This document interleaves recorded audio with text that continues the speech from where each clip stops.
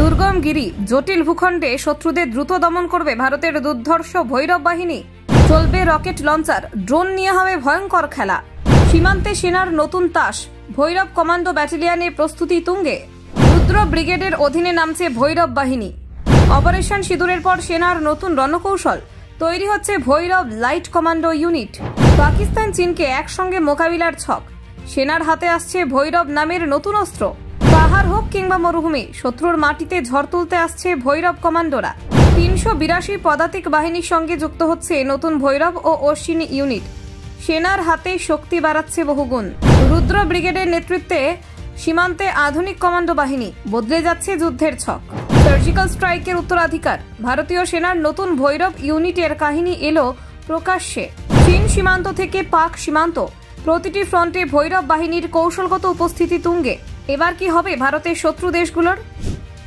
দেখুন, ভারতীয় সেনা সীমান্তে শত্রু আক্রমণ দ্রুত ঠেকাতে এবং ঝটিতি প্রত্যাঘাতের ক্ষমতা বাড়ানোর লক্ষ্যে নতুন ধরনের বিশেষ ইউনিট গঠন শুরু করেছে।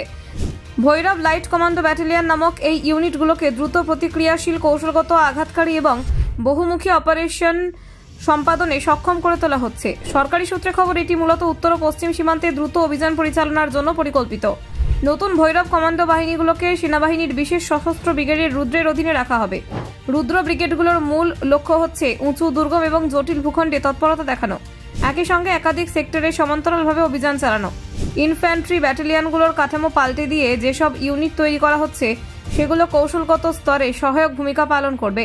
সেনা সূত্রে জানা গেছে, ইতিমধ্যে অন্তত 5টি ভৈরব ব্যাটালিয়ন গঠন করা হয়েছে বা গঠন প্রক্রিয়ার শেষ পর্যায়ে রয়েছে। এইসব ব্যাটালিয়নকে উত্তর পশ্চিমের পাশাপাশি পূর্ব সীমান্তেও মোতায়েন করার পরিকল্পনা রয়েছে, যাতে সীমান্তের যে কোনো অংশে সময়মতো এবং কার্যকরভাবে প্রত্যাঘাত করা যায়। অপারেশন সিঁদুরের পরবর্তী নিরাপত্তা চাহিদা অনুযায়ী পাকিস্তান ও চীন সীমান্তকে আরও নিশ্ছিদ্র করার উদ্দেশ্যে এই ব্যাটালিয়নগুলোর গঠন ত্বরান্বিত করা হয়েছে। আগামী কয়েক মাসে ৩৮২টি পদাতিক বাহিনীর সঙ্গে এইসব ভৈরব ইউনিট যুক্ত করার পরিকল্পনা তালিকাভুক্ত। এছাড়া প্রত্যেকটা ব্যাটালিয়নের সঙ্গে একটি করে অশ্বিনী ড্রোন প্ল্যাটুন যোগ করা হবে। ভৈরব ব্যাটালিয়নের ধারণা ২০১৬ সালে সার্জিক্যাল স্ট্রাইক পরবর্তী প্রেক্ষাপটে প্রথম মাথায় এসেছে এবং ২০২০ সালের সীমান্তীয় অঞ্চলাবস্থার পর এই ধারণা আরও ঘনায়িত হয়েছে। আর্মি ট্রেনিং কমান্ডের অন্তর্ভুক্ত ইন্টিগ্রেটেড ব্যাটল গ্রুপ কাঠামোর মধ্যে দ্রুত চলাচলক্ষম স্ট্রাইক কনসেপ্ট কাজ করার উপযোগী কমান্ডো ইউনিটের প্রয়োজনীয়তা তুলে ধরা হয়। নতুন এই ইউনিটগুলো গঠনে শুধু মানুষ নয়, অস্ত্রসহ সামরিক সরঞ্জামেও বড় পরিবর্তন আনা হচ্ছে। সাবেকি অ্যাসল্ট রাইফেল এবং হালকা মেশিন গানের সঙ্গে এখন যুক্ত হচ্ছে রকেট লঞ্চার, ট্যাঙ্ক, বিধ্বংসী ক্ষেপণাস্ত্র এবং ভারী মেশিন গান। এর ফলে সীমিত আকারে হলেও ভৈরব ইউনিটগুলোতে ট্যাকটিক্যাল আগ্রাসী শক্তি যোগ হবে।